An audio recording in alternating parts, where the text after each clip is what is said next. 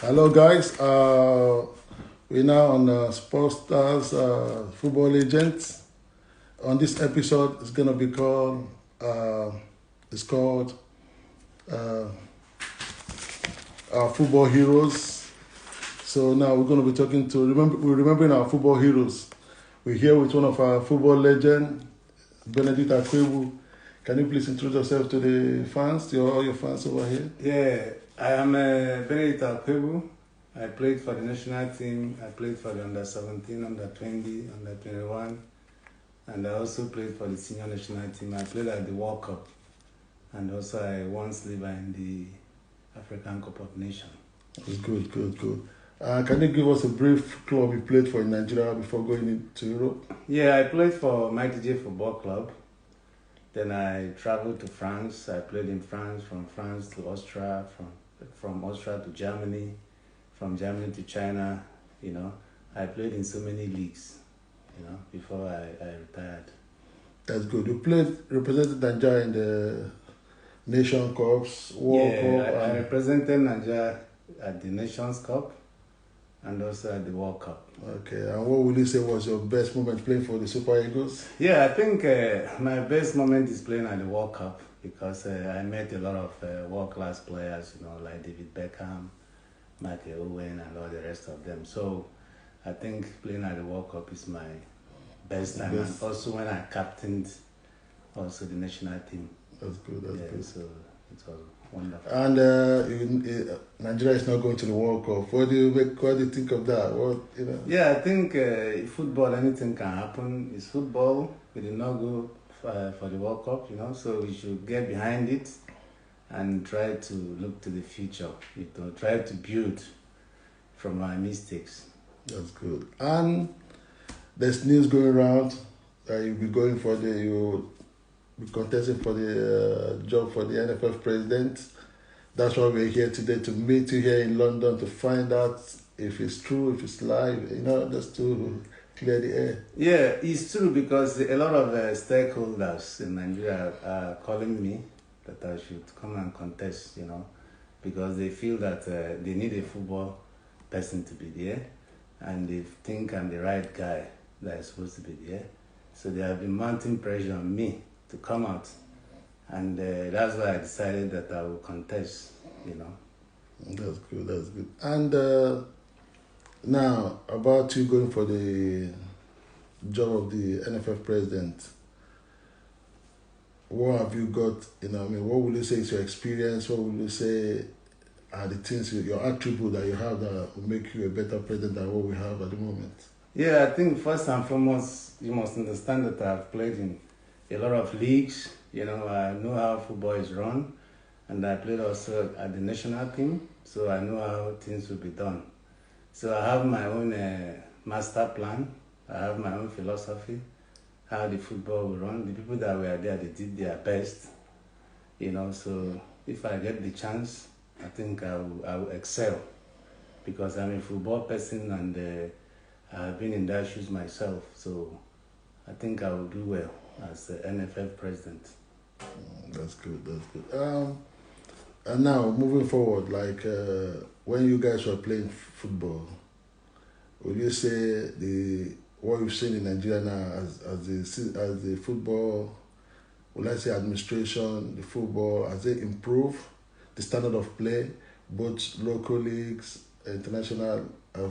Is there any improvement, and is there ways, things you see that can be done better? Yeah, I think things can be done better. Things are not going well now, as you can see.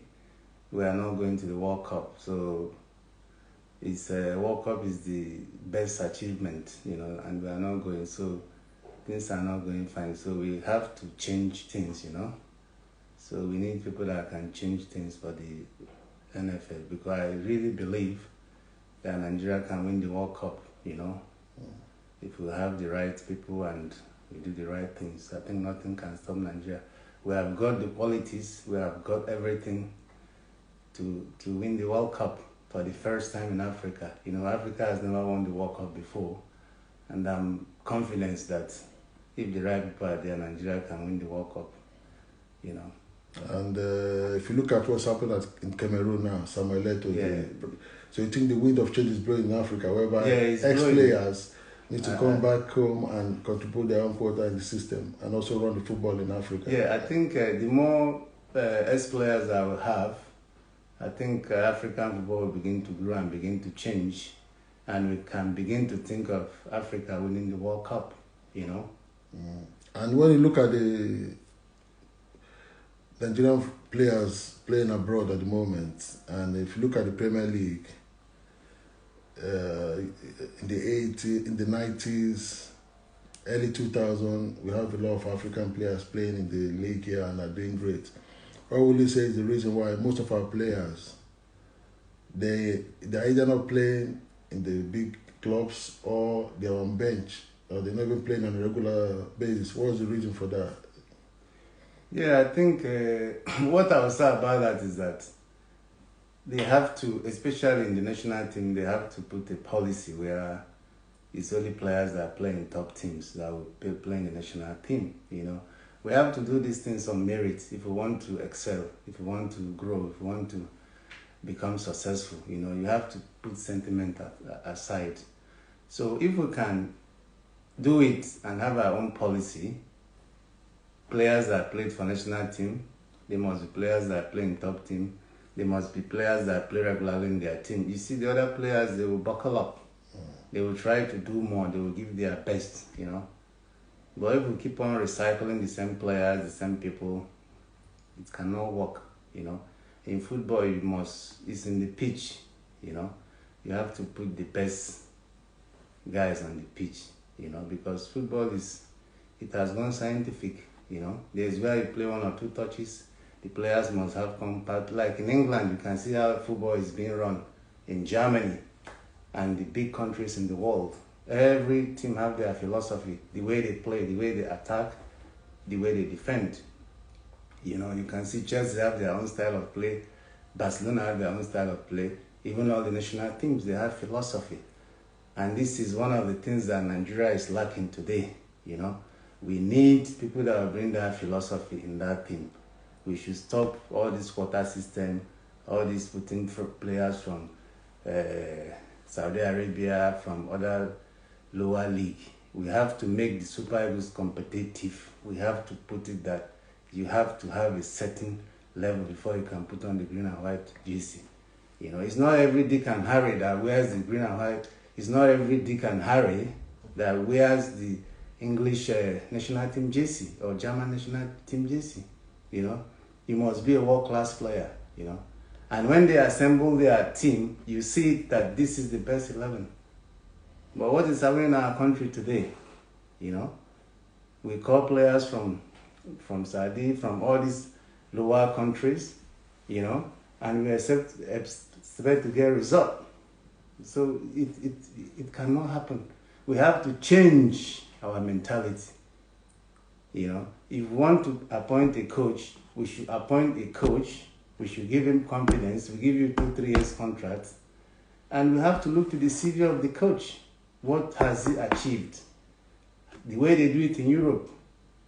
Why is it that clubs, they spend millions to buy players?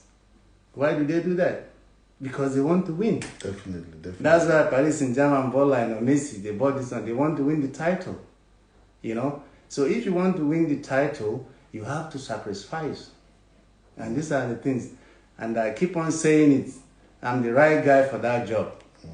Exactly. I I know that a lot of people underrate me, but I know I will deliver because I will do the right thing. And if I get the job, I'm not coming for money. I don't need money. I just want to prove something. Because Africa has been blessed. We have a lot of quality players. We have the resources. We have the money. You know, why not bring our money and pick up a world-class coach? Why not? Why not? People are, even some countries are, even when France won the World Cup, most of them are Africans. You know? But they want to win the World Cup. They forget about, they put all the African players, they made passport for them. They turn them to French nationality because they know the value of the World Cup. That's why they do it. Most of all the players that won that World Cup for France, they were, even the guy in Paris in Germany, he's from Cameroon. He wanted to play for Cameroon. He couldn't play for Cameroon because they were asking money from his dad.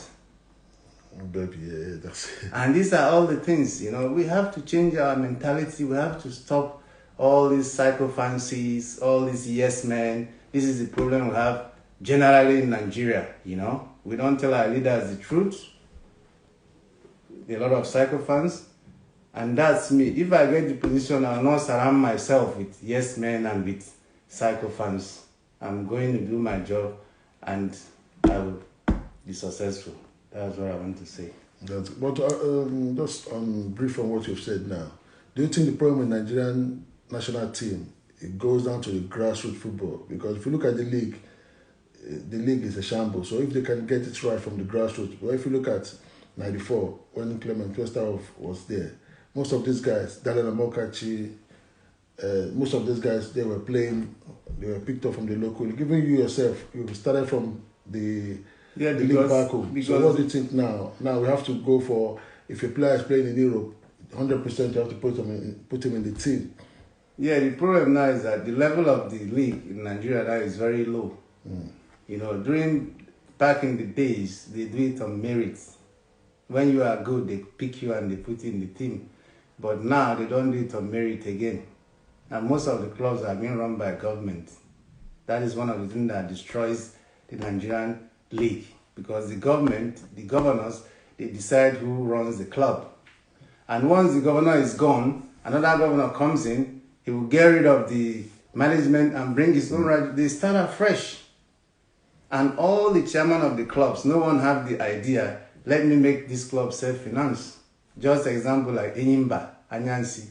He won all the whole title, but he could not make Enyimba self-finance. He still rely on government. This is the biggest problem that we have. We have to make the clubs self-finance. Government can bring the money as donation to the clubs. Government should not appoint the chairmen of the club because they appoint their friends. They appoint the people that make them to win election, people that don't know anything about football. So what they do, they end up paying the referees to win matches. And this is affecting our league generally. And nobody is coming out to say the truth. Nobody is talking. You understand? So this is the biggest problem that we have. We have to think of our generation, our children. Football is a massive business. It's a big business. Through football, you have physios, you have doctors, you have drivers. Football is a great thing.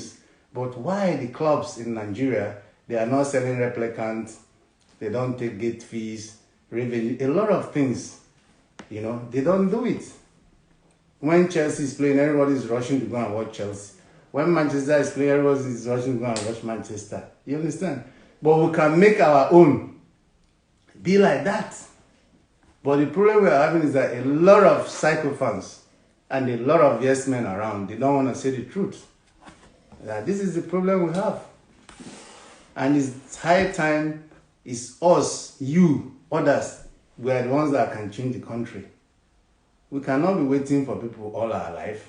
We sit everywhere, everybody is complaining, shouting, crying, and things are going wrong. Yeah, so that's my own take. You understand? So it's good to have you. We wish you all the best in your for the NFF president. Wish you all the support, and hopefully you get there and change the narrative of Nigerian football. And is there any other thing you want to tell your fans and people watching you? All I want to tell my fans is that they should support me for this thing, and I will give my best. It will be an open thing. Anybody can talk, anybody can give advice, and if we see it's good, we put it into action. So I'm telling my fans, they should not be afraid. They should not feel fear. I have got the capacity. When I was 16 years old, I left my dad to go to France. I was in Form 3 in Simbonumba College, Everybody was saying, Ben will not make it, but at the end of the day, I made the under 17, Even when we were invited for the national team, it was the same thing. Everybody was saying, Ben cannot make it. They have a lot of great players in the squad, So I thank my fans. I thank everybody for watching, and I will update you more. Thank you so much. God bless everybody abundantly. God bless you all abundantly. And I will be talking more. Thank you so much.